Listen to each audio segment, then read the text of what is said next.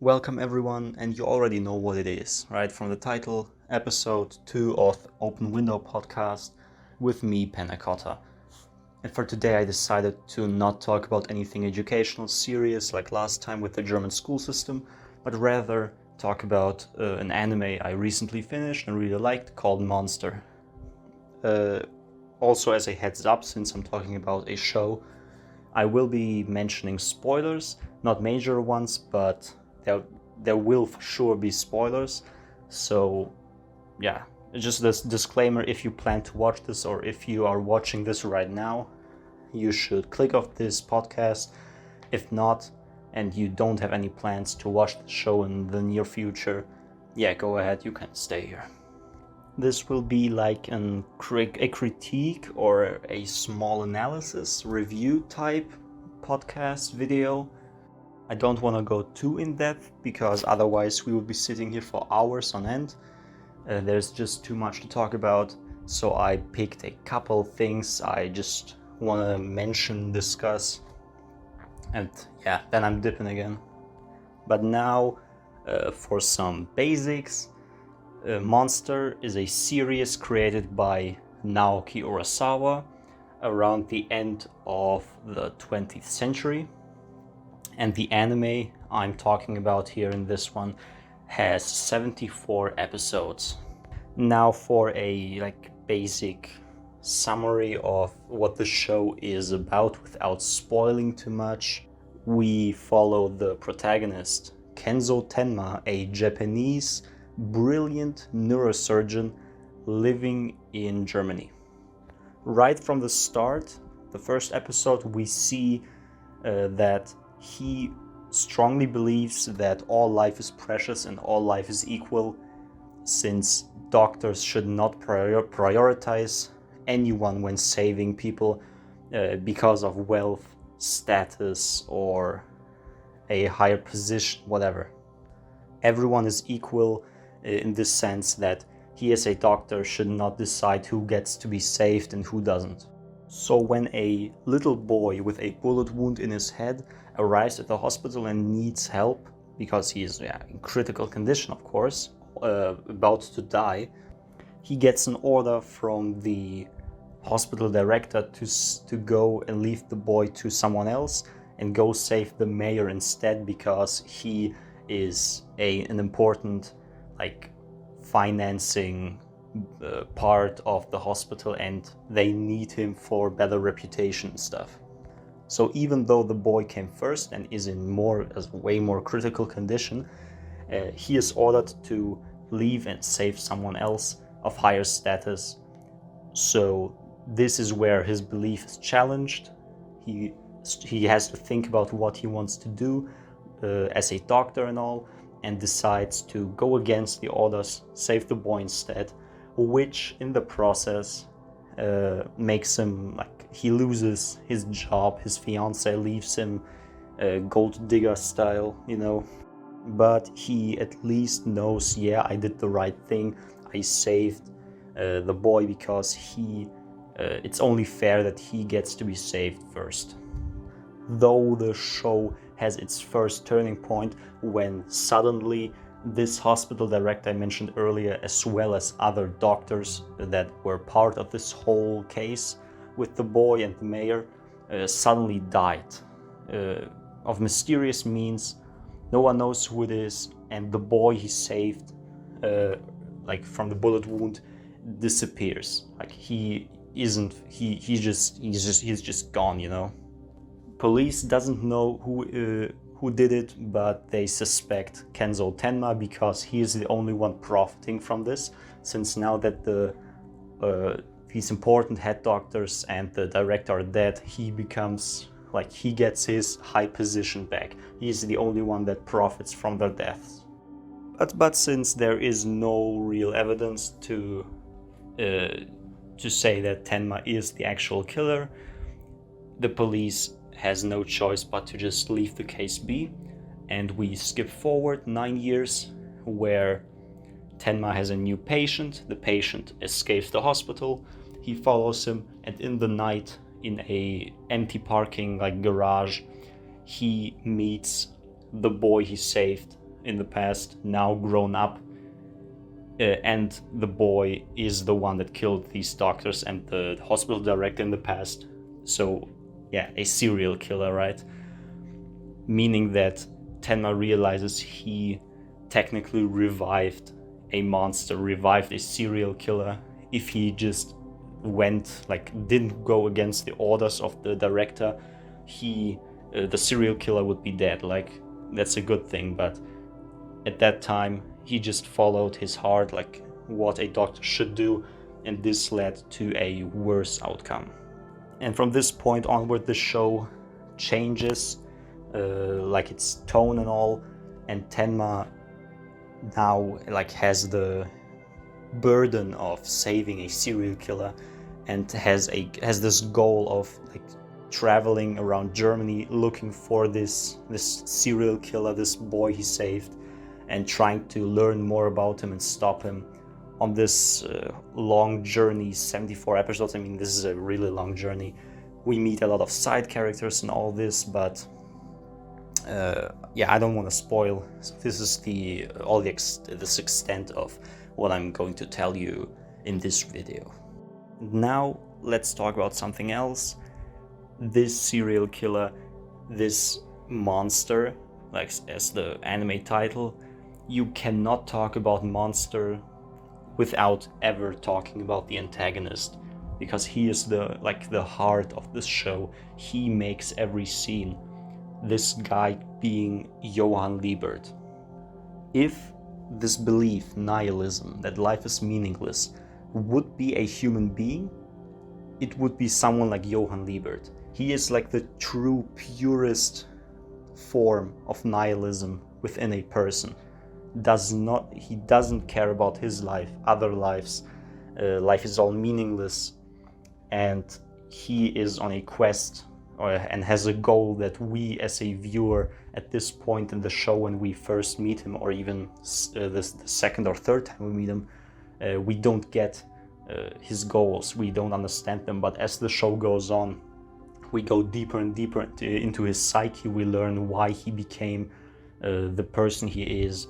Great thing about this show and the character interactions are these parallels between Kenzo Tenma and Johann, being that Tenma thinks life is precious and all life is equal, and Johann being kind of the same, but also not, because he thinks that life is meaningless. We are just some sand core when we look at the whole universe.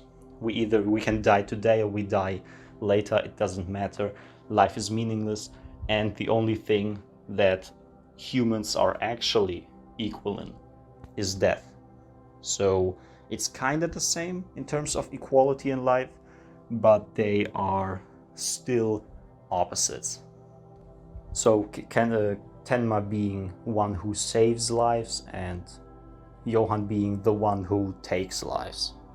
And I gotta say, it's pretty interesting to see the development of all the characters, but especially Tenma and Johann being the protagonist and antagonist. Of course, they get the most development of all the characters in this show.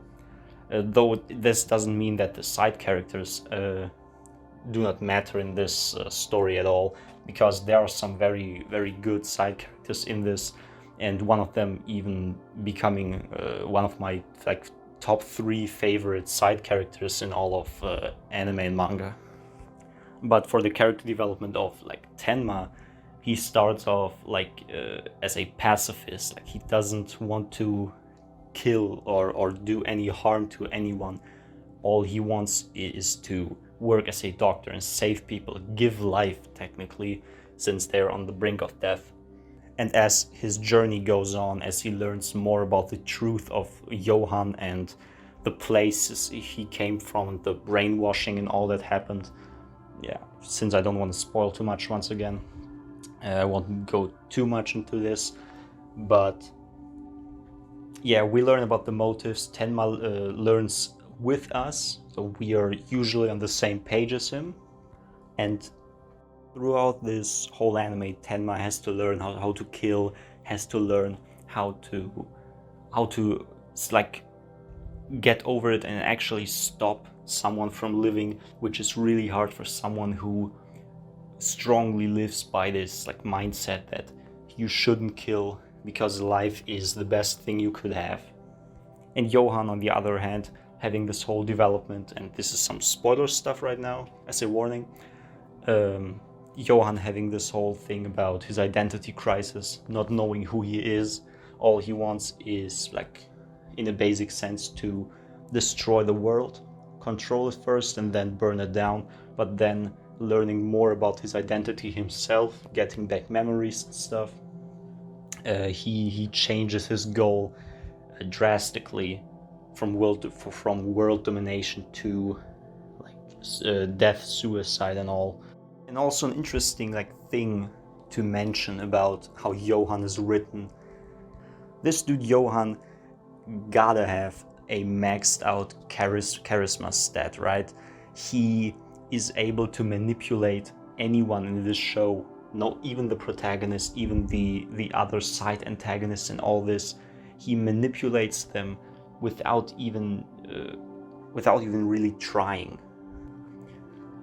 Just an example, and also once again little spoiler of an event that happens. He is able to make someone kill themselves after talking to them for around 10 to 15 minutes, which of course is inhuman most of the time. He just looks for weaknesses in people, weaknesses in the system itself, and uses it to his advantage to make his plans work out all the time. And this thing about inhumanity I mentioned, that he doesn't seem to be human, this is also an important concept that this show plays around with. That Johan seems to be like not even human, some kind of demon ghost thing. Of course he is human, he has a human body and he was born a human, but inside and the way he acts is just like creepy in itself. I don't even remember ever having an antagonist in any show that made me as frightened watching him or watching the show as Johan did, because he does not even need to be in the scene. The thought of him even existing, even having to do anything, like the slightest thing with the events happening in a certain episode, makes you like scared a little bit, or even more, depending on the scene. And this is something I really like. You don't have an antagonist that just kills people for fun, shouting, whatever, crying, all this, being crazy and whatever. You have this calculating, effective serial killer, psychopath that even if he isn't there, still has you on your toes, not knowing what will happen next.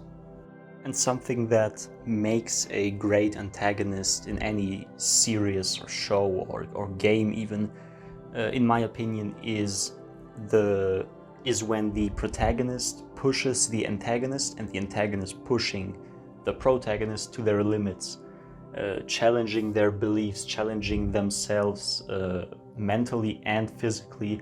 But in terms of monster, of course, the focus is on the mental part. And of course, since this show has like this serial killer versus a regular like doctor, or exceptional doctor, but still mostly regular human, Johan pushes Tenma way more than Tenma pushes Johan.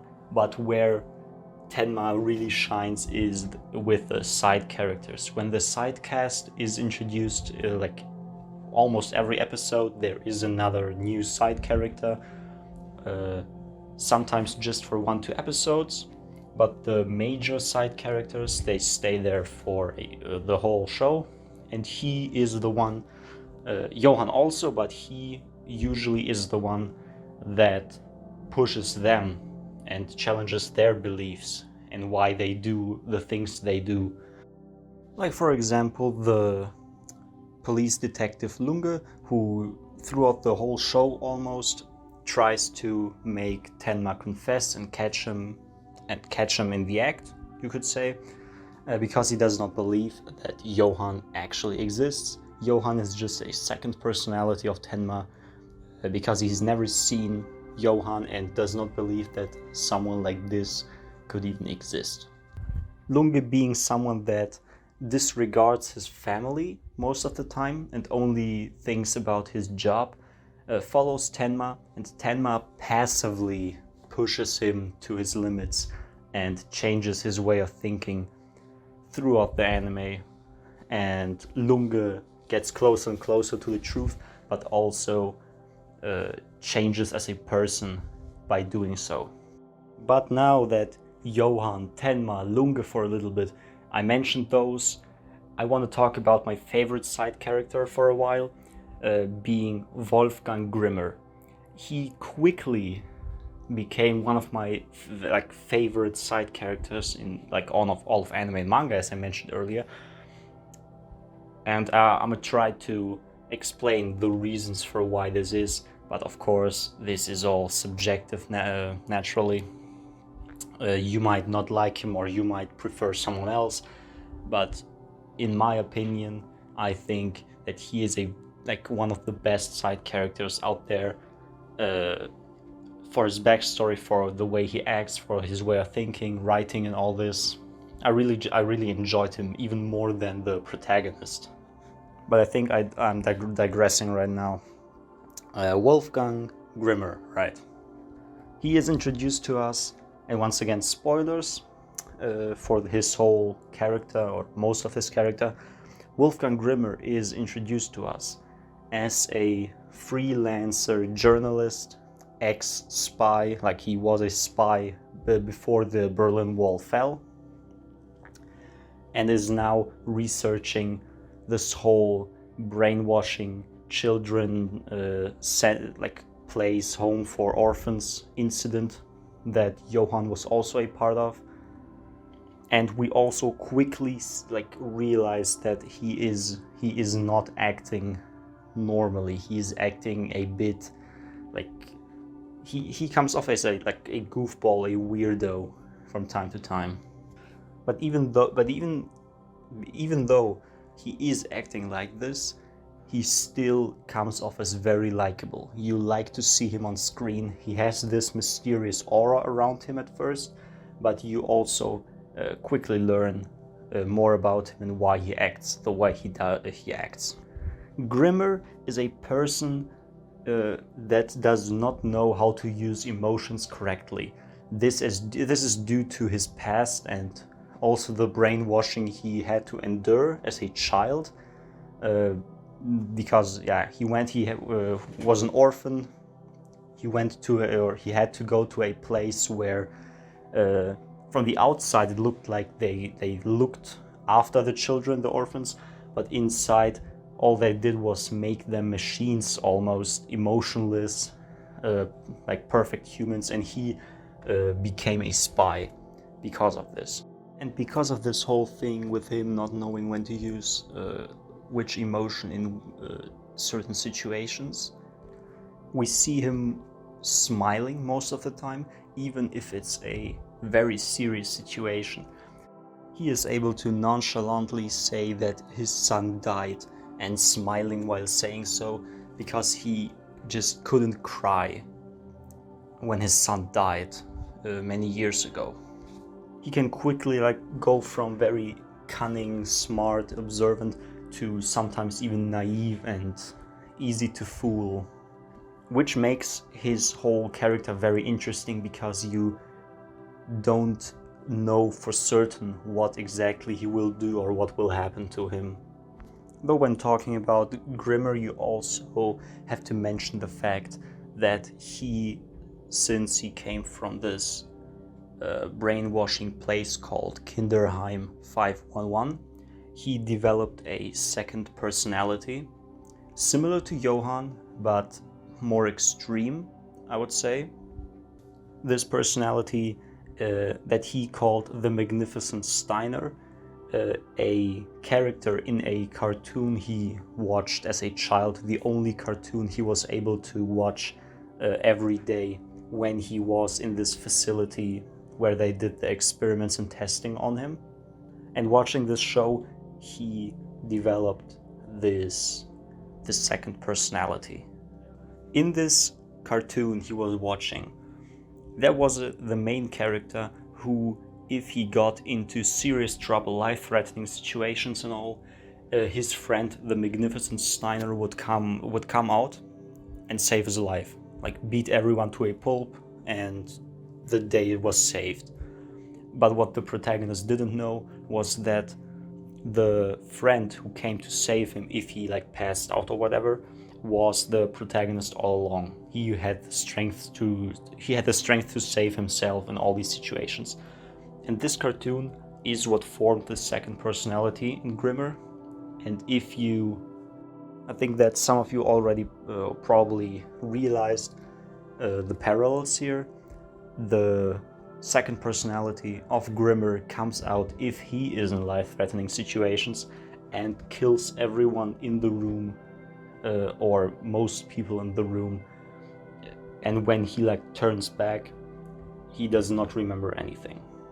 You might know something about a person's limiter, scientists and all these pseudo-scientists, everyone says that humans have a limiter, meaning that when we are full of adrenaline, or even way above this adrenaline thing, when we are in life-threatening situations, our body turns off, you could say, and our body moves on its own. We break our limiters, or if we are able to break our limiters, we become way stronger, way smarter, and move faster and all this. And this second personality of Grimmer is exactly that. When he is in such a situation, his second personality comes out, and he has no fear and kills everyone. Though, also important to mention, the show never shows us him transforming or him turning into the second person. We only ever see the bloody aftermath, him standing in a room full of corpses, smiling as always, his hands full of bruises and blood and whatnot, which I think is an interesting direction choice, to not show the monster, and leaving all this and his second personality to the viewer's imagination. Also, I mentioned this cartoon, right? There's also, which I just realized I forgot to even mention, there's a similar thing going on for Johann, being a children's book story about a monster eating people to get their names, and then when it's it enters a prince who is about to die, gets the prince's name, but likes the body so much that now the monster wants to stay in this one final body, but since it always needs to eat, he just goes around the country or the world and starts eating people to survive. This is basically the parallel to Johann being someone who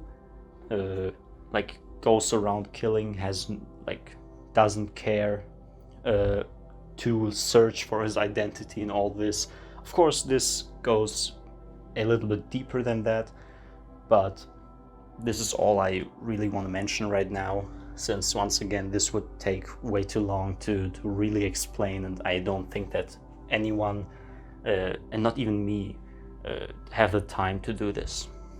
So both Grimmer and Johann have this cartoon/children's book as their parallel to the character. So you have a story like Monster, and in this story there is a separate story, or stories, plural, and these go hand in hand with certain characters, which I also rarely see being used, this form of storytelling.